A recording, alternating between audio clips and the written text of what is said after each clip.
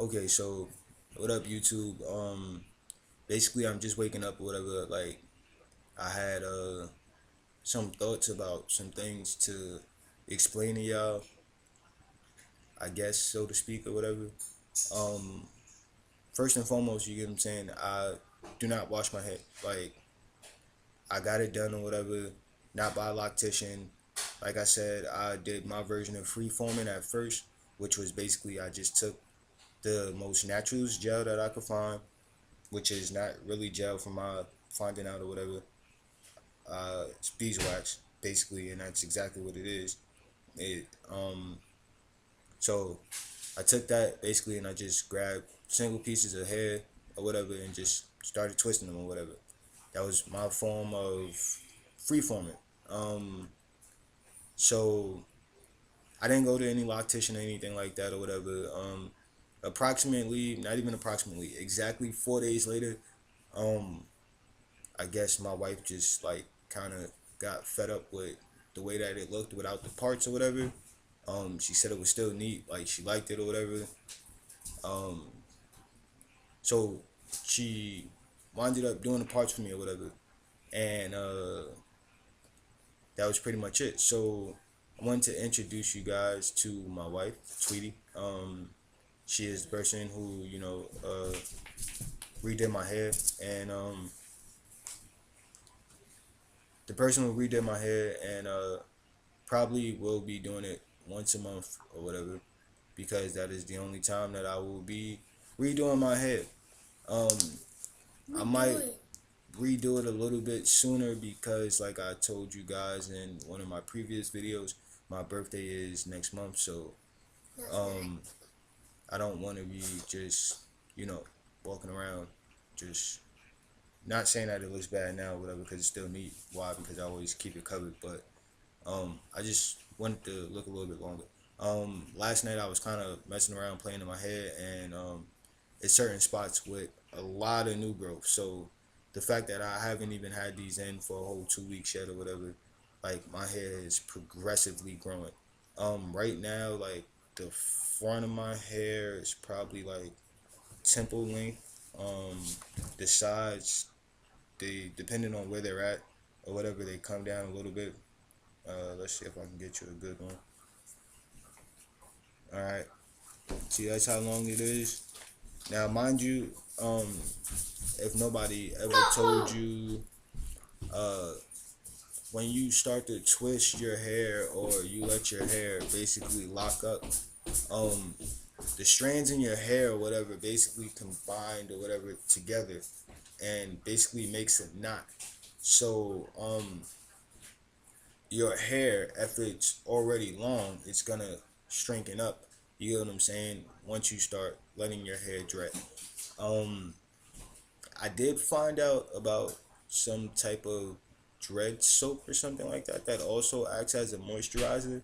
Basically, you just leave it in and it does everything else that it's supposed to do. My head is itching fairly bad or whatever.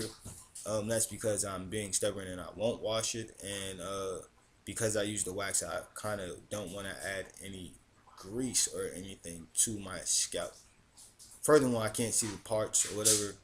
As far as like if I would have to sit in the mirror and individually shift each and every one of my dreads in a certain space. Um, and I actually included my wife into the formation of my dreads because um, exactly what she is. She's my wife or whatever.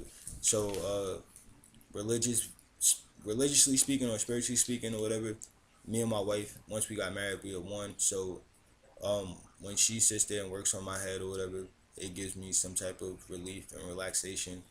Um, and I still feel connected to her and my head when she does my dreads. So basically, I feel as if when she does them, that I'm still doing them. Um, so I will introduce you guys to the lady who furthered my dread process and my dread journey. sweetie, guys.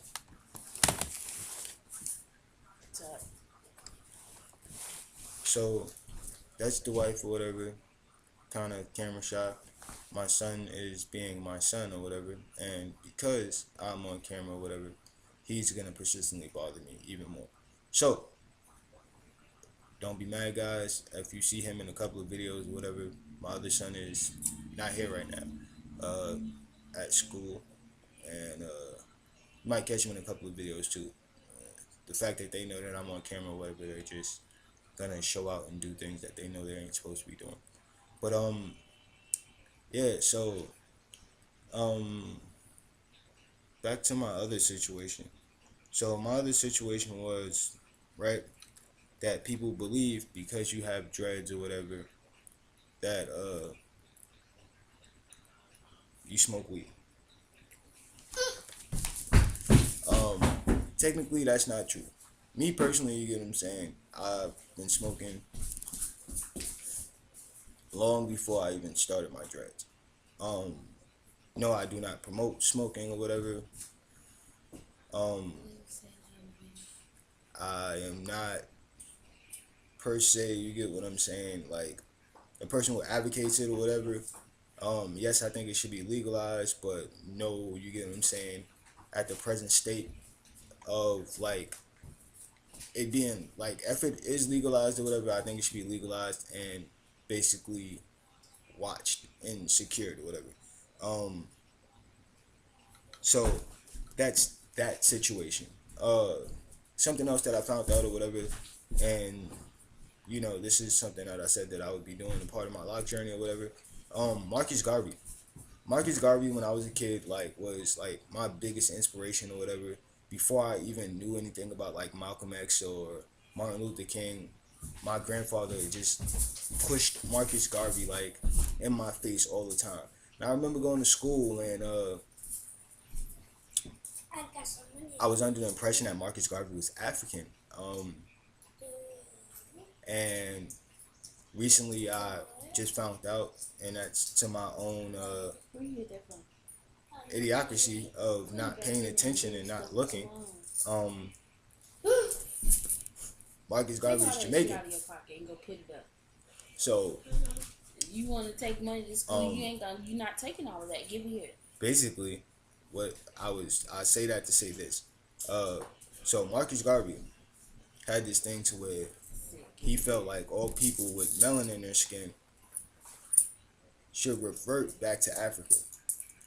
Ladies and gentlemen, I'm here to tell you, common sense is not so common. You go put the rest of it. Put it in your pocket. Now, put the rest of it back in. If they say everything derives from Africa, then that means that a lot of people's philosophies on white, black, or white and interracial dating is all wrong.